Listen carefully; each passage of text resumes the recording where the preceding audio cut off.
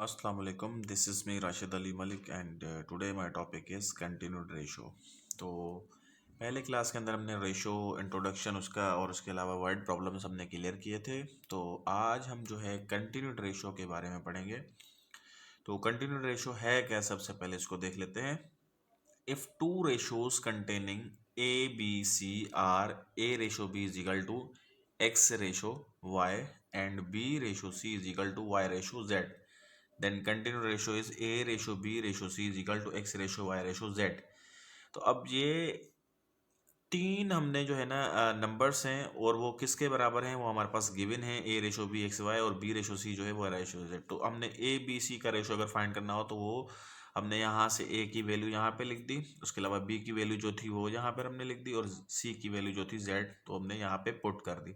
अब ये है क्या, ये हमने जस्ट यहाँ तक याद रखें कि कंटिन्यूड रेशो कैसे होता है। यहाँ पे ये सिर्फ एक किस्म का फॉर्मूला टाइप ही है जो आप लोगों ने मेमोराइज रखना है। अच्छा, इसके ऊपर एग्जाम्पल करते हैं, मजीद वहाँ पे आपको जो है ये चीज़ें समझ में आएंगी। तो यहाँ पे देखिए क्वेश्चन नंबर 1 कह रहा है कि find the continued ratio if A ratio B is equal to 2 ratio 3 and B ratio C is equal to 3 ratio 4। तो अब यहाँ पे देखें, ये कंटिन्यूड रेशो की कंडीशन 1 है और ये कंडीशन 1 क्या कह रही है कि ये ए रेशो बी बराबर है 2 रेशो 3 के, यानी कि अगर इसको हम फ्रैक्शन फॉर्म में लिखना चाहें तो ए अपान बी इज इक्वल टू 2/3 लिख सकते हैं और इसको हम यहाँ पे बी रेशो सी को हम फ्रैक्शन फॉर्म में बी अपान सी और 3 रेशो 4 को 3/4 लिख सकते हैं। अब हमें नज़र आ रहा है कि यहाँ पे a जो है वो 2 के बराबर है और यहाँ पे b जो है वो 3 के बराबर है और यहाँ पे जो b है वो 3 के बराबर है और यहाँ पे c जो है 4 के बराबर है। और हमने फाइंड क्या करना है, a ratio b ratio c, ठीक है, ये हमें फाइंड करना है। अब यहाँ पे जो मेन चीज़ है समझने की वो ये है कि ये जो नंबर्स हैं ये 3 हैं। अब इनमें कॉमन जो है वो है b, ठीक है, इस साइड भी b है, इस साइड भी b है और b यहाँ पर भी 3 है, b यहाँ पर भी 3 है, ठीक है, ये आप देख सकते हैं b दोनों साइड पे 3 है। जो कॉमन नंबर है, म्यूचुअल नंबर है, वो है b और b सेम है। सो हमने यहाँ पे क्या करना है, सिंपली ए रेशो बी रेशो सी के अंदर वैल्यूज पुट कर देनी है यही। अब हमने देख लिया कि ए जो है वो 2 के बराबर है तो हमने यहाँ पे पुट कर दिया 2 एंड बी जो है 3 है, इधर भी 3 है तो हमने यहाँ पे 3 पुट कर दिया। उसके अलावा सी की वैल्यू है 4 तो हमने यहाँ पे 4 जो है यहाँ पे पुट कर दिया। चलें जी, इसको मैं मज़ीद जो है एक्सप्लेन कर देता हूँ। लेट सपोज हमारे पास P रेशो Q जो है हमारे पास हो 3 रेशो 4, चलो यही ले लेते हैं। उसके अलावा Q रेशो R जो है वो हमारे पास हो 4 रेशो 5 के। तो हमने यहाँ पे क्या करना है, देखें यहाँ पे जो Q है वो ये इसको शो कर रहा है, यानी Q यहाँ पे है 4 और यहाँ पे P जो है वो हमारे पास 3 है और यहाँ पर भी Q जो है 4 के बराबर ही है और R जो है हमारे पास 5 के बराबर है, ठीक है। तो हम यहाँ पे देख सकते हैं जो कॉमन नंबर है वो कॉमन है, वो Q है और Q जो है वो सेम है। तो यहाँ पे कुछ करने की ज़रूरत नहीं है, सिंपली आप यहाँ पे लिखेंगे P ratio Q ratio R। तो यहाँ पे आप लिख सकते हैं कि P की वैल्यू 3 है और जो म्यूचुअल नंबर है वो सेम है, यानी 4 रेशो आ गया। उसके अलावा R की वैल्यू में मालूम है 5, तो ये हो गया हमारे पास आंसर, ठीक है। तो ये केस नंबर 1 है कंटिन्यूड रेशो के अंदर कि जब आपके पास म्यूचुअल नंबर सेम आ जाए तो आपने सिंपली वो नंबर जो है यहाँ पे पुट करके अपना कंटिन्यूड रेशो फाइंड कर लेना है। चलें भाई, इसके एग्जाम्पल नंबर 2 में आते हैं। ये केस नंबर 2 है और इस केस नंबर 2 के अंदर हमारे पास क्या गिवन है, a ratio b is equal to 3 ratio 5, b ratio c is equal to 6 ratio 7। तो अब हमारे पास जो म्यूचुअल नंबर है यहाँ पर b जो है वो शो कर रहा है 5 को और यहाँ पर b जो है वो शो कर रहा है 6 को। अब ये है केस नंबर 2, यानी कि यहाँ पे जो म्यूचुअल नंबर है वो हमारा सेम नहीं आ रहा, ठीक है। कंडीशन 1 में यहाँ पर जो है वो 5 आ रहा है b और यहाँ पे b 7 को शो कर रहा है। तो इसका मतलब ये हुआ कि हमने जो है ना वैल्यू को सेम करना है। इसके दो मेथड्स हैं फाइंड करने के, एक है एरो मेथड, ठीक है। अच्छा, मैं मेथड 1 भी कर लेता हूँ और मेथड 1 क्या कहता है कि यहाँ पे ए रेशो बी को जो है आप यूँ लिख सकते हैं a upon B fraction form में, ये 3 रेशो 5 है यानी 3/5, ठीक है। इसी तरह आप ये b रेशो c है यानी इसको मैं b अपान c लिख सकता हूँ। 6 रेशो 7 है, इसको 6/7 लिख सकता हूँ। तो अब आप देखें खुद b जो है वो 5 के बराबर है, यहाँ पे b 6 के बराबर है। तो केस नंबर 1 में क्या हो रहा था कि जब हमारे पास म्यूचुअल नंबर आ रहा था तो म्यूचुअल नंबर की वैल्यू भी सेम आ रही थी, तो इस वजह से हम कोई उसके सॉल्यूशन में नहीं जा रहे थे, जस्ट हम वैल्यू पुट कर रहे थे ए रेशो बी रेशो सी के अंदर। अब ये वो वाला केस है कि जो म्यूचुअल नंबर है वो मुख्तलिफ है। अब करना क्या है कि इसके दो मेथड्स हैं, मेथड 1 है, मेथड 2 है। तो सबसे पहले मैं मेथड 1 को सॉल्व कर लेता हूँ। यहाँ पे आपने इसको फ्रैक्शन फॉर्म में ऐसे चेंज करके लिखना है। अब जो म्यूचुअल नंबर है वो देखना है कि इधर 5 है और इधर जो है वो 6 है। अब हमने ये नंबर को सेम करना है, और नंबर को सेम कैसे कर सकते हैं, जो इस साइड 6 है यानी ये जो सेकंड कंडीशन है इसके अंदर 6 है बी, तो इसको फर्स्ट में जो है 6/6 से मल्टीप्लाई कर देंगे, ठीक है। और फर्स्ट में जो है वो बी 5 के बराबर है, तो इसको दूसरी कंडीशन में 5/5 से कर देंगे। इस तरह हमारा जो म्यूचुअल नंबर है वो सेम हो जाएगा। चलें करके देखते हैं। 3 6 हो जाएगा 18, एंड इसी तरह 5 6 हो जाएगा 30। इसी तरह 6 5 हो जाएगा यहाँ पे 30, एंड 7 5 हो जाएगा 35। तो अब आप देखें आपकी फाइनल वैल्यू जब आई तो आप देखें कि आपके पास b की वैल्यू 30 हो गई, यहाँ पे भी b की वैल्यू 30 हो गई। तो अब आपके पास फाइनल हुआ क्या कि a की वैल्यू अब आपके पास आ गई, ये देखें हमने मल्टीप्लाई किया तो a की वैल्यू फाइनल हमारे पास आ गई 18, और b की वैल्यू इधर भी 30 और b की वैल्यू इधर भी 30 है, ठीक है। तो यहाँ पे हमारे पास b बन गया 30, एंड c की वैल्यू हमारे पास अब फाइनल बन गई मल्टीप्लिकेशन के बाद 35। तो आपने सिंपली करना क्या होगा, a ratio b ratio c बराबर लिखने के बाद 18 रेशो b जो है वो 30 एंड c जो है 35, आपका आंसर आ गया। ये हो गया मेथड 1, यानी कि हमने जो म्यूचुअल नंबर है उसको सेम करने के लिए मल्टीप्लिकेशन की और हमने सिंपली पुट कर दिया। ये हो गया मेथड 1। और मेथड 2 है एरो मेथड। अब हमने फाइंड क्या करना है कि ए रेशो बी रेशो सी, तो यहाँ पर आप हेडिंग लगाएंगे ए बी सी, कंडीशन के मुताबिक वैल्यूज पुट करें। ये कंडीशन 1 है, कह रहा है कि ए रेशो बी 3/5 के बराबर है, ठीक है। 3/5 पुट किया मैंने। फिर बी सी जो है वो 6/7 के बराबर है, तो यहाँ पे 6 और यहाँ पे 7 पुट करें। और उसके अलावा फिर एरो मेथड के तहत अब यहाँ से जो है रूल्स एंड रेगुलेशंस आपने जहन में बिठा लेने हैं कि यहाँ पे अगर आपके पास ऐसी कंडीशन हो जिसके अंदर बीच वाला नंबर यानी बी जो है आपके पास म्यूचुअल हो, कॉमन हो, तो आपने एरो कुछ इस तरह लगाने हैं। ये वाला एरो इसके साथ यहाँ पे नंबर लगेगा, ठीक है। एरो ये इसके साथ एरो ऐसे बनेगा, और ये एरो जिसके साथ नंबर है जिसके नीचे उसके साथ एरो लगेगा। यानी ये एरो मेथड जो है इस तरह होगा जब बी जो है आपका म्यूचुअल होगा या कॉमन होगा। तो अब आपने यहाँ जो एरो इसके साथ है यानी कि इसको इसके साथ मल्टीप्लाई करना होगा। 3 6 18, यहाँ पे दें रेशो। उसके अलावा 5 6 होगा 30, यानी यहाँ पे बी वाली जगह पे इसके नीचे बिल्कुल 30, एंड रेशो उसके बाद 5 7 35, यानी आपके पास फाइनली ए रेशो बी रेशो सी आ गया 18 रेशो 30 रेशो 35 आंसर, ठीक है। तो देखिए आपके पास दो मेथड्स थे और दोनों मेथड के पास साथ जो है आपका सेम आंसर आया। अब अगर आप लोगों को ये क्वेश्चन समझ में आया तो ठीक है, अगर नहीं आया है तो मैं इस तरह के मजीद एग्जाम्पल सॉल्व करता हूँ और इसको समझने की कोशिश करें। तो चलें भाई, एग्जाम्पल नंबर 3 है और ये केस नंबर भी 3 है। अब इस केस के अंदर भी आपका मेथड 1 तो सेम होगा, और मेथड 1 क्या कहता था कि आपने इसको पहले जो है a/b फॉर्म में लिख लें, फ्रैक्शन फॉर्म में 3/5, एंड ये a/c लिख लेने के बाद 6/7 है, यानी 6/7 आएगा। अब आप यहाँ पे देखें कि जो आपका म्यूचुअल नंबर है वो है a, यहाँ पे a 3 है, यहाँ पे a 6 है, यानी म्यूचुअल नंबर सेम नहीं है। सो दैट्स वाई हमने यहाँ पे 6 है तो इसको 6 से ही और नीचे भी 6 से मल्टीप्लाई करेंगे। और इस साइड a जो है वो 3 के बराबर है, तो यहाँ पर 3 से ऊपर भी मल्टीप्लाई करेंगे, 3 से नीचे भी करेंगे। और ये करने का मकसद सिर्फ और सिर्फ ये है कि जो हमारा म्यूचुअल नंबर है उसको सेम करना है हमने, इस वजह से हम मल्टीप्लिकेशन करते हैं, ठीक है। तो अब आप मल्टीप्लाई कर लें, 3 6 हो जाएगा 18, एंड 5 6 हो जाएगा 30, एंड के बाद 3 6 18, एंड 7 3 21। तो अब आप देखें कि a की वैल्यू आपके पास हो गई 18, ठीक है।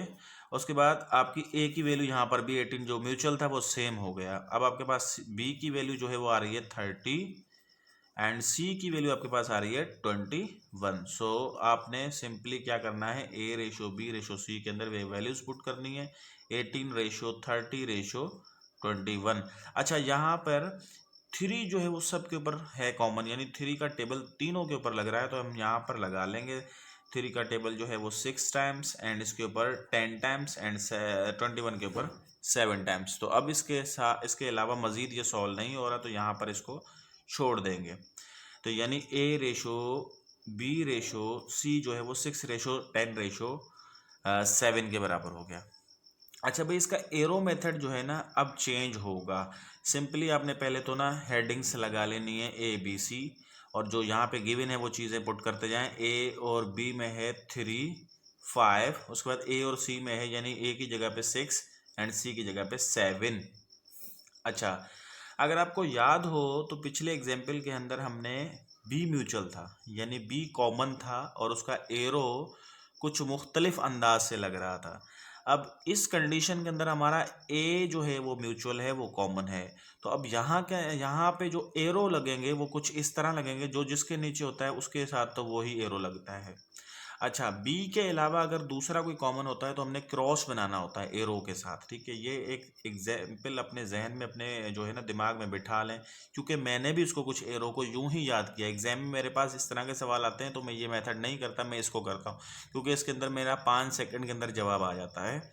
लेकिन एरो याद हो तो ठीक है, इसकी शर्त यह है कि एरो में, और एरो मैंने इस तरह याद किए हैं कि बी हो तो किस तरह होता है, और अगर कोई और कॉमन हो तो फिर आपने क्रॉस लगाना होता है। देखें, ये क्रॉस ऐसे बनेगा, ये देखें, ठीक है, ये एरो का क्रॉस बन गया।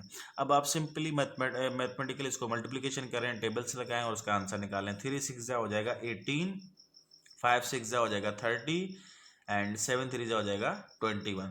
सो देखिए आपके पास यहाँ भी ए रेशो बी रेशो सी जो है वो 18:30:21। तो देखें सेम आंसर आ गया। अब आपके पास आगे फिर यहाँ पर भी 3 कॉमन हो रहा है। 3 का टेबल 18 के ऊपर 6 टाइम्स, 30 के ऊपर 10 टाइम्स, 3 का टेबल 21 के ऊपर 7 टाइम्स। तो आप देखें इस मेथड के तहत भी सेम आपका आ गया। ये मेथड तो सेम रहेगा, इसके अंदर कोई चेंजिंग नहीं होगी, अलबत्ता इसके अंदर चेंजिंग होती रहेंगी अकॉर्डिंग टू कि आपका कौन सा नंबर जो है म्यूचुअल कॉमन है, ठीक है। तो चलें, अगर ये भी समझ में नहीं आया सवाल तो नेक्स्ट एग्जाम्पल पे आते हैं और इसके अंदर समझने की कोशिश करें। अब यहाँ पर लिखा हुआ है A ratio C and B ratio C, तो यहाँ पर भी इसके भी 2 मेथड्स होंगे। चले मैं इसके भी 2 मेथड्स जो है वो कर देता हूँ। यहाँ पे ए अपान सी इसको फ्रैक्शन फॉर्म में चेंज कर लेंगे, और ये बी अपान सी इसका भी चेंज कर लेंगे। अब हमने करना क्या है, यहाँ पे देखिए सी कॉमन है, ठीक है, यहाँ पे 2 है, यहाँ पे 3 है, यानी जो म्यूचुअल है वो मुख्तलिफ है, तो हमने सेम करना है। अब यहाँ पे देखें सी 3 है तो ऊपर वाले के साथ 3 से मल्टीप्लाई करें और डिवाइड भी करें। इसी तरह यहाँ पे सी जो है वो 3 है, यहाँ पे 2 है, यानी ये वाला 2 जो है वो फिर यहाँ पर आप मल्टीप्लाई कर लें तो आपका सेम हो जाएगा। अब आप मल्टीप्लाई करें, 3 1 ज़ा 3 एंड 2 3 ज़ा 6, इसी तरह 2 2 ज़ा 4 एंड 3 2 ज़ा 6। तो अब आप देखें जो आपका म्यूचुअल नंबर है वो देखें सी के बराबर आ गया, दोनों मतलब म्यूचुअल नंबर जो है वो 6 के बराबर आ गया, यानी सेम आ गया आपका। तो आपने क्या करना है, यहाँ पे अब ए की वैल्यू भी आपके पास आ गई 3 एंड बी की वैल्यू भी आपके पास आ गई 4। तो अब देखें कि ए की वैल्यू 3, बी की वैल्यू 4 एंड सी की वैल्यू 6। सो सिंपली आपने ए रेशो बी रेशो सी जो है वो फाइंड कर लिया, 3:4:6। आपके पास फाइनल आंसर ये आ चुका है। तो चले भाई, इसके अलावा अगर मेथड 2 आ जाए, यानी मेथड 2 में एरो मेथड है और इसका एरो मेथड चेंज होगा, और इसके एरो मेथड देखें यहाँ पे सी कॉमन है, तो सबसे पहले तो वैल्यूज पुट कर रहे हैं। 1 ए रेशो सी में है 1 एंड 2, उसके बाद बी सी में है 2 एंड सी में है 3, लाइन लगाएं। अब देखें ये एक फोर्थ केस है जिसके अंदर सी कॉमन है। अब सी कॉमन के अंदर मैंने आप लोगों को पिछले एग्जाम्पल में भी बताया था कि अगर बी के अलावा कुछ और कॉमन आ जाए तो आपने क्रॉस लगाना होता है, जो जिसके नीचे है वो तो उसके साथ मिल जाएगा। अब यहाँ पे क्रॉस कुछ इस तरह बनता है, ये इसके साथ मिले और ये इसके साथ मिले तो बन गया क्रॉस, यानी इस तरह क्रॉस। अब आप इसको मल्टीप्लाई करते जाएं, 3 1 ज़ा 3, ठीक है, एंड 2 2 ज़ा 4 एंड उसके अलावा 2 3 ज़ा 6। तो अब आप देखें ए रेशो बी रेशो सी जो है इसका कंटिन्यूड रेशो आपके पास वो ही आ गया जो मेथड 1 से हमने फाइंड किया था। तो ये हो गए मतलब 3 एग्जाम्पल्स, और बल्कि 4 एग्जाम्पल्स, और चारों के मुख्तलिफ केसेस थे। केस नंबर 1 में जो है म्यूचुअल नंबर सेम होता है, केस नंबर 2 के अंदर बी कॉमन है, केस नंबर 3 के अंदर जो है वो फिर आपका ए कॉमन हुआ था, और केस नंबर 4 के अंदर आपका सी कॉमन हुआ है। और मुख्तलिफ इसके एरो मेथड्स हैं, लेकिन मेथड 1 आपका सेम ही तरीके से चलेगा। तो चलें भाई, इसके बाद हम आ जाते हैं क्वेश्चन नंबर 2 पे, और इसके अंदर हमने कंटिन्यूड रेशो फाइंड करना है 4 नंबर्स का। और यहाँ पर लिखा हुआ है find A ratio B ratio C ratio D if A ratio B is equal to 2 ratio 3, B ratio C is equal to 4 ratio 5, C ratio D is equal to 7 ratio 10। तो अब हम यहाँ पे हम 4 जो है नंबर्स का ratio find करना सीखेंगे। तो सबसे पहले आपने है ना हेडिंग लगा लेनी है, जो भी हमारे पास नंबर गिवन है ए बी सी डी, तो हमने ए बी सी डी लिख लेना है। अब यहाँ पे पुटिंग करते हैं, जहाँ ए रेशो बी में 2 रेशो 3 है, उसके बाद बी सी में आपके पास है 4 5। अच्छा, जब 4 आ जाएं तो लगातार वैल्यूज पुट नहीं करेंगे, आप 3 तक पहले सॉल्व करेंगे। यानी देखें ए बी सी तक पहले इसको सॉल्व कर लें, लाइन लगा लें, सी और डी की वैल्यू पेंडिंग में रखें। अब देखें यहाँ पे म्यूचुअल बी है। अच्छा, इसका मेथड 1 नहीं होगा, मेथड 2 ही होगा एरो मेथड के तहत, क्योंकि 4 में है ये। अच्छा, बी जब म्यूचुअल हो तो एरो मेथड किस तरह होता है कि ये इसके नीचे, ये इसके साथ, और ये इसके साथ। ठीक है, ये एरो मेथड याद रख लें।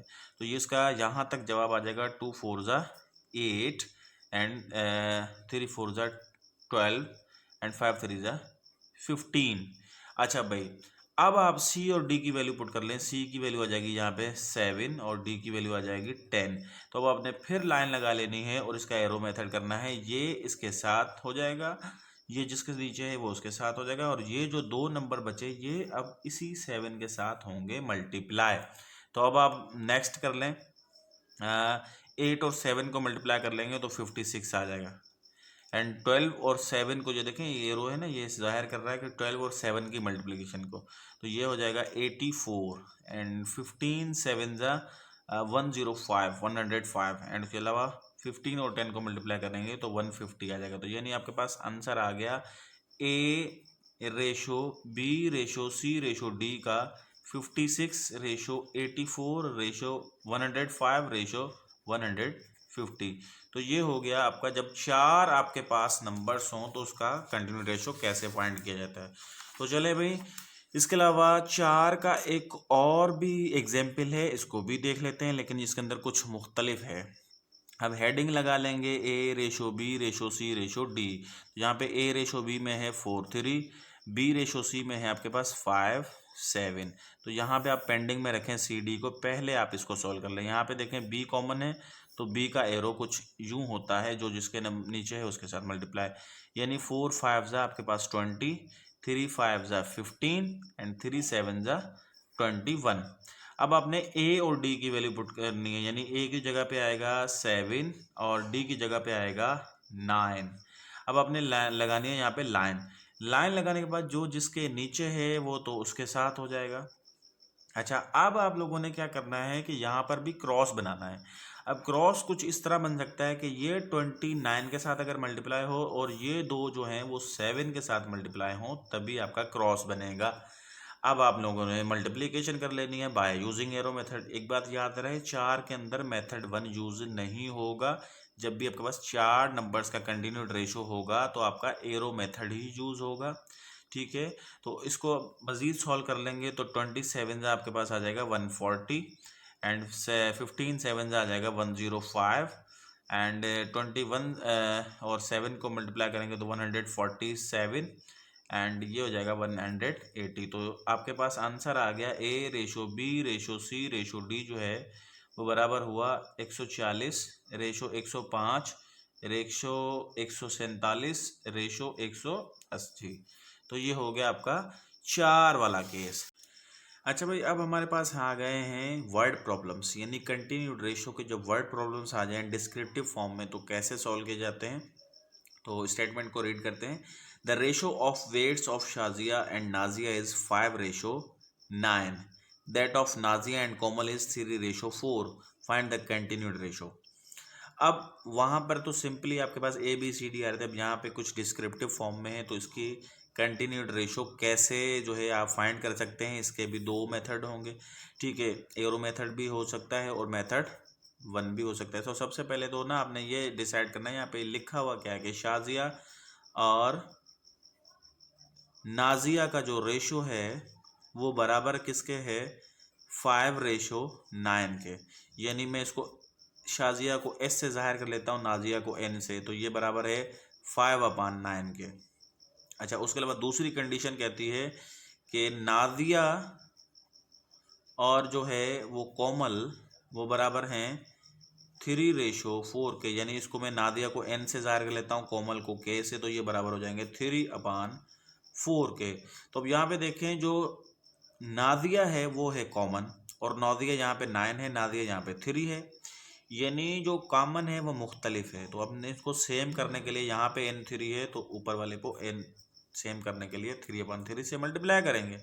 तो बिल्कुल इसी तरह यहाँ पे n3 है और यहाँ पे n9 है, तो ये वाला 9 जो है वो यहाँ पर हम 9 और 9 से मल्टीप्लाई कर लेंगे, ऊपर भी नीचे भी। तो चलें भाई आगे देखें इसको क्या होगा। 5 3 हो जाएगा 15 एंड 9 3 हो जाएगा 27। इसी तरह 3 9 27 एंड 4 9 36। तो अब यहाँ पे देखें कि शाजिया जो है वो 15 के बराबर हो गई, नादिया जो है वो 27, यानी नादिया इधर भी कॉमन थी 27, और यहाँ पे कोमल जो है वो 36। तो आपके पास सारा कुछ गिवन हो गया। यानी आपने कंटिन्यूड रेशो अगर मालूम करना हो किस किस का, शाजिया, ठीक है, रेशो नाजिया, ठीक है, रेशो कोमल, ठीक है, अगर आपको फाइंड करना हो तो वैल्यू तो यहाँ पे हमारे पास गिवन हो गई हैं अभी, कि शादिया जो है वो 15 के बराबर है, और नादिया जो है वो जो म्यूचुअल है वो 27 हो गई है, उसके अलावा भी जो कोमल है वो 36 के बराबर हो गई है। ये हो गया मेथड वन। इसका मेथड टू क्या कहता है, एरो मेथड है, और एरो मेथड के अंदर हमने यहाँ पे नाम लिख लेने हैं। सबसे पहले यहाँ पे नाम आ रहा है शाजिया का, उसके बाद बात हो रही है नाजिया की, उसके बाद बात हो रही है कोमल की, ठीक है। ये हमने हेडिंग में लगा लिया। हेडिंग में लगाने के बाद पुटिंग करते जाएं। पहली कंडीशन कह रहा है कि शाजिया और नादिया जो है ना वो 5 और 9 के बराबर है रेशो, और फिर नाजिया और कोमल जो है, यानी नादिया की जगह पे यहाँ पे हम पुट करेंगे 3 और कोमल की जगह पे पुट करेंगे 4। लाइन लगा लें। अब देखें, ये वो वाली एरो मेथड में वो वाली कंडीशन यहाँ पे यूज़ होगी जहाँ पे बी कॉमन होता था, और बी कॉमन में हम एरो मेथड कुछ यूँ करते हैं, ये इसके साथ मल्टीप्लाई होता है, ये इसके साथ मल्टीप्लाई होता है, और जो जिसके नीचे है वो उसके साथ होता है। ये बी की जो है जब म्यूचुअल हो जाए बीच वाला नंबर, तो उसकी कंडीशन ये है। एरो मेथड कुछ यूँ करते हैं। तो चलें भाई इसको मल्टीप्लाई कर लें। 5 3 हो जाएगा 15 एंड 9 3 हो जाएगा 27 एंड 9 4 हो जाएगा 36। तो देखें दोनों में आपका सेम आंसर आया, यानी शाजिया रेशो नादिया रेशो कोमल जो है वो बराबर हो गए 15:27:36। तो आपके पास दोनों चॉइसेस हैं, आप किसी भी चॉइस के तहत कर सकते हैं। अच्छा, दूसरी बात ये है कि ये मेथड इंतहाई आसान है, विद इन 5 सेकेंड इसको आप कर सकते हैं, लेकिन शर्त ये है कि ये आपको एरो याद हो कि एरो किस तरह जो है यूज़ हो रहे हैं। ये मेथड भी अच्छा है, लेकिन मेरे पास जब इस तरह के सवाल आते हैं तो मैं उसमें ये वाला मेथड यूज़ करता हूँ। मुझे ये एरो वाला मेथड पसंद है, और एरो मुझे याद भी है मेथड। अच्छा, चलें भाई नेक्स्ट एग्जाम्पल पर आ जाते हैं, और इस एग्जाम्पल में लिखा हुआ है कि the ratio of marks obtained by 3 friends in an annual examination is as. अब इसकी स्टेटमेंट थोड़ी सी बड़ी है और गौर से पढ़िएगा कि कंटिन्यूड रेशो मार्क्स की फाइंड करनी है ये दोस्तों की, 3 दोस्तों की जो कि एनुअल एग्जामिनेशन की, और है कैसे, अख्तर एंड अजीज़ की जो है वो 3:4 है, एंड उसके बाद अजीज़ एंड अनस जो है वो है 5:7। तो फाइंड कंटिन्यूड रेशो। अब यहाँ पे नाम है 3, तो तीनों नाम जो है ना आप लाइन में लगा लें, ऊपर हेडिंग में लगा लें। तो यहाँ पे पहली कंडीशन में बात हो रही है अख्तर एंड अजीज़ की, तो आप यहाँ पे लिख लें अख्तर, उसके बाद ये आ गया अजीज़, उसके बाद ये आ गया अनस। तो चले भाई यहाँ पे वैल्यूज़ पुट करते जाएं। अख्तर की जो है वो वैल्यू है रेशो की 3, ठीक है, अजीज़ की है 4, एंड इसके अलावा अनस की जो है, अजीज़ और अनस की फिर गिवन है 5 और 7।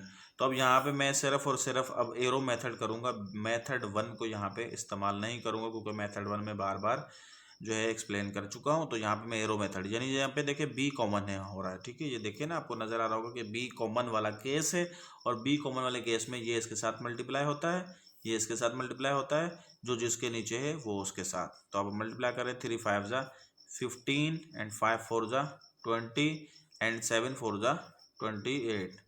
अब आप यहाँ पे देखें कि कोई कॉमन नहीं लग रहा है तो इसको यहाँ पे छोड़ दें, लेकिन उससे पहले आप यहाँ पे लिख लें कि अख्तर रेशो अजीज, ठीक है, रेशो अनस, ये बराबर किसके हुए, 15 रेशो 20 रेशो 28 आंसर। अच्छा, आप इसका मेथड 1 यूज़ करना चाहें तो आप उसके अंदर भी यूज़ कर सकते हैं, लेकिन उसके अंदर आपने कुछ यूँ लिखना होगा, अख्तर और जो है अजीज़, यानी यूँ लिखेंगे आप, ठीक है, फ्रैक्शन फॉर्म में 3/4 के बराबर है। उसके अलावा फिर अजीज़ जो है वो बराबर है अनस और डिवाइड करके, ठीक है, ये बराबर किसके हैं, 5/7 के। अब यहाँ पे देखें जो कॉमन है वो है अजीज़, और अजीज़ यहाँ पे 4 है, यहाँ पे अजीज़ है 5।